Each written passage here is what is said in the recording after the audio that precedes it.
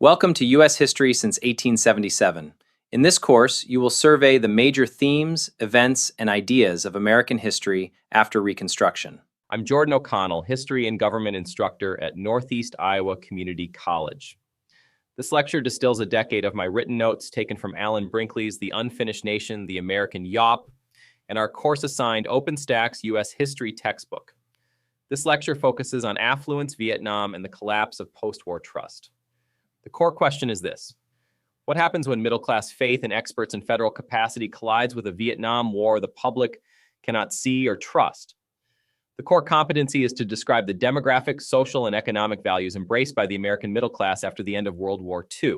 What happens when a nation builds its middle-class confidence on the promise that experts, money, and federal capacity can solve nearly any problem, and then asks that same public to trust a war it cannot see clearly or end cleanly? Post-war affluence and the collapse of trust belong in one story, because abundance was never just about shopping. It was about belief in national competence. The suburban home, the GI Bill college degree, the insured mortgage, the television set, the new car, and the kitchen full of appliances all advertised something larger than comfort. They advertised a state and an economy that appeared able to reward service, widen security, and defeat foreign rivals at the same time. That confidence had deep exclusions. Black veterans often faced discrimination in lending, schooling, and neighborhood access. Restrictive covenants, redlining, and local real estate practices kept many suburbs racially bounded, even while federal policy subsidized their growth. Women were encouraged to anchor domestic order inside the single-family home, even as the economy depended on their paid and unpaid labor. The consensus looked broad because it was materially real for millions. It also rested on sorting mechanisms that many of its beneficiaries preferred not to inspect closely. Vietnam broke the image because it revealed that capacity without honesty could curdle into mistrust. A government that could route mortgages, interstate highways, and consumer credit into middle-class expansion also drafted young men, escalated a distant war, manipulated casualty language, and asked the public to absorb the costs through inflation and secrecy. The same national machine that looked competent in Levittown or on television looked evasive in the Mekong Delta and at the Pentagon briefing room. That is the civic problem. Middle-class order depended partly on faith in expert administration. Once expert administration became the object of suspicion, the issue reached beyond one president or one war. It became a question of whether modern democracy could retain large-scale capacity once citizens started seeing that every promise of abundance might carry a hidden schedule of exclusion, debt, and managed truth. The world after World War II gave millions of Americans material gains on a scale that earlier generations would have recognized as historic. The Servicemen's Readjustment Act of 1944, commonly called the GI Bill, funded tuition, training, low-interest loans, and unemployment benefits for veterans. Colleges expanded rapidly. Builders turned farmland into subdivisions. The Federal Housing Administration and Veterans Administration backed mortgage lending, reducing down payments and stretching repayment schedules into manageable monthly installments. Interstate highway construction after 1956 and then linked suburbs to urban job centers while also remaking older city neighborhoods through demolition and displacement. Levittown became the best-known symbol of the system. William Levitt applied mass production principles to housing, standardizing materials, floor plans, and construction pace. The result was affordable shelter on a scale that reshaped expectations. It was a template for middle-class respectability: lawn, driveway, separate bedrooms, appliance packages, and commuting masculinity tied to the white collar or industrial wage. Consumer credit, rising wages, and union contracts gave many families the ability to buy televisions, refrigerators, and automobiles that earlier generations had viewed as luxuries. The arrangement was never neutral. FHA underwriting manuals and lender habits treated racially mixed or black neighborhoods as risky. Restrictive covenants and exclusionary real estate practices limited where black families could buy, even when they had earnings and veteran status comparable to white peers.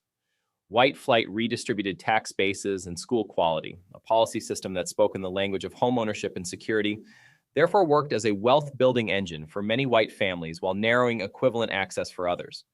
Those differences accumulated into school quality, neighborhood safety, and inherited assets long before later politicians spoke about merit or personal responsibility. The details of administration-controlled access, local banks processed federally backed loans, local colleges handled GI Bill admissions, and county officials controlled zoning and school placement. Levittown deeds originally barred resale to non-white buyers, and FHA guidance had long rewarded what it called neighborhood stability, a phrase that functioned as racial sorting in practice.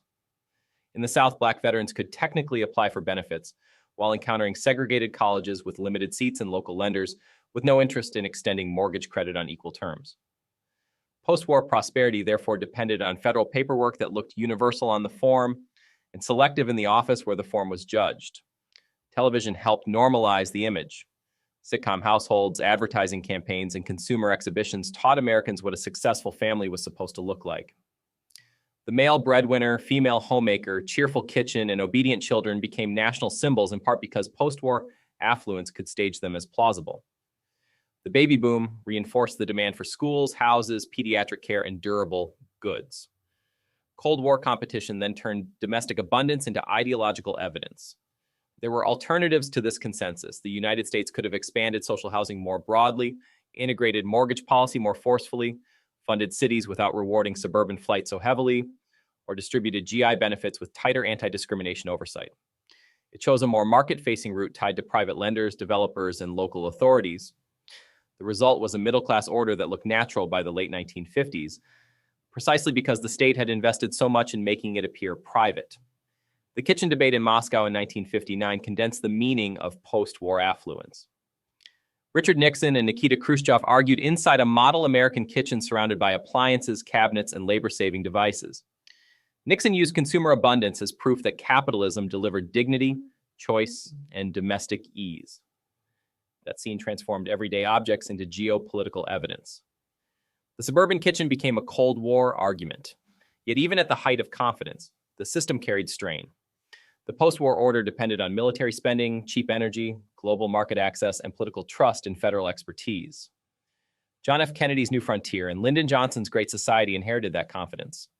Johnson, in particular, believed the country could finance war in Vietnam and ambitious domestic reform at once. The phrase guns and butter captures the wager. Military escalation abroad and anti-poverty, education, and health expansion at home could coexist without shattering economic stability or public belief. Vietnam exposed the wager. After the Gulf of Tonkin resolution in 1964, Johnson escalated troop deployments, bombing campaigns, and fiscal commitments while avoiding the kind of open tax and sacrifice politics that might have clarified the costs. Casualty counts, search and destroy metrics, and official optimism created a widening credibility gap between government presentation and observable reality. Tet in 1968 made the gap impossible to disguise. A state that had insisted victory was near now confronted televised evidence that the war remained deeply unstable. If the post-war middle class has been taught that national experts can engineer prosperity and security, then admitting strategic failure threatens more than one policy. It threatens the culture of trust supporting the whole administrative order. That is one reason officials shaded language, compressed bad news, and protected escalation logic, even as confidence thinned. Honesty carried political costs. Delay and distortion carried a different cost that proved harder to reverse. The pressures were not only military. Draft inequities made the war feel less like a universal national burden and more like a selective civic tax. College deferments, National Guard routes, and class advantage shaped who faced induction. Working class men, Black men, and men without institutional shelter often bore greater risk. The same government that subsidized suburban calm was taking other families' sons into a war increasingly difficult to defend. Economic strain made the contradiction domestic. Inflation accelerated as war spending and social spending collided with a political reluctance to choose limits. Savings lost value, household budgets tightened. The cost of meat, rent, and gasoline became part of national politics. By the early 1970s, oil shocks and global instability sharpened the sense that the old promise of endless managed abundance had cracked. Expert confidence, once staged through kitchens and highways, now met gas lines, fiscal instability, and public suspicion. The rupture deepened because the war kept generating evidence that official optimism was engineered. The 1967 hearings of Senator J. William Fulbright, the 1968 Tet Offensive, the revelation of the My Lai massacre, and the 1971 publication of the Pentagon Papers each widened the credibility gap in a different register. Tet exposed military fragility after months of public reassurance. My Lai revealed what saturation warfare looked like on the ground when command pressure rewarded body counts. The Pentagon Papers showed that several administrations had privately recognized grave problems while continuing to present steadier confidence in public. Trust eroded through chronology and accumulation, not a single bad headline. Nixon tried to manage the crisis through Vietnamization, wage and price controls, and a language of silent majority restoration. He also extended secrecy and executive overreach from Cambodia to the political sabotage that culminated in Watergate. Trust eroded not because Americans suddenly became abstractly cynical. It eroded because the institutions that had demanded faith kept producing evidence that they would conceal cost, bend law, and ration truth whenever political stability required it. The kitchen debate was stage theater, and stage theater can function as a political weapon. Nixon emphasized labor-saving devices, consumer choice, and household convenience because those were the visible trophies of post-war capitalism. Khrushchev mocked the display and pressed back against the claim that consumer goods settled the contest. The exchange showed that both men understood legitimacy in the Cold War had moved into domestic life. A refrigerator, a washing machine, or a suburban ranch house was being offered as evidence of systemic superiority. The source becomes sharper when placed against the later crisis of Vietnam. Nixon's words were chosen for a model kitchen built to reassure foreign audiences and domestic viewers that the American system delivered abundance, confidence, and ordinary dignity at scale. Vietnam then forced the harder test, whether a state that could fill living rooms and subdivisions could also tell the truth about blood, strategy, and cost. The contradiction did not cancel the prosperity. It destabilized what prosperity had been asked to prove. Consumer abundance had been performing moral and political work. Once trust weakened, that performance no longer settled the argument. The source also reveals the gender assumptions of the post-war middle-class order. The model kitchen was a site of domestic femininity built around efficiency, consumption, and family respectability.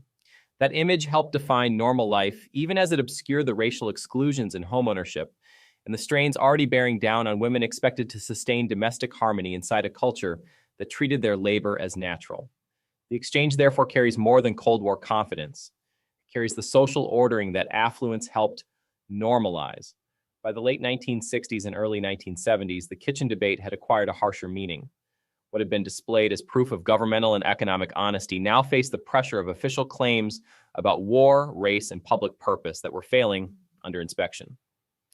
The consequences reached beyond Vietnam. The post-war consensus that had linked affluence, expertise, and national purpose broke into arguments over executive power, inflation, foreign intervention, and the proper size of government.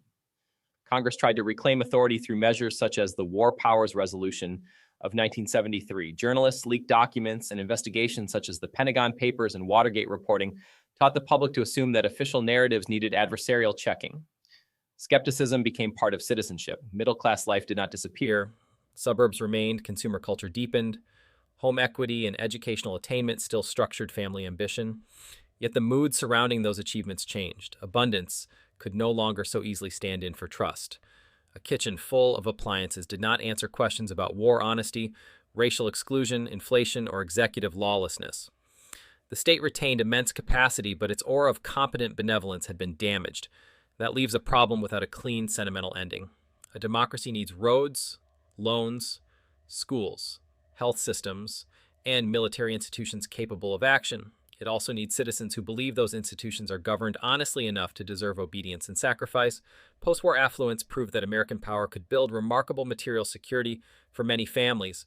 Vietnam and the credibility crisis proved that material success cannot by itself carry legitimacy. Once people start suspecting that every display of competence may be hiding a different bill, and the bill always comes due somewhere. If you're curious how I'm using AI to build these lectures and reshape higher education, visit thelibertytolearn.com. I'll see you in class.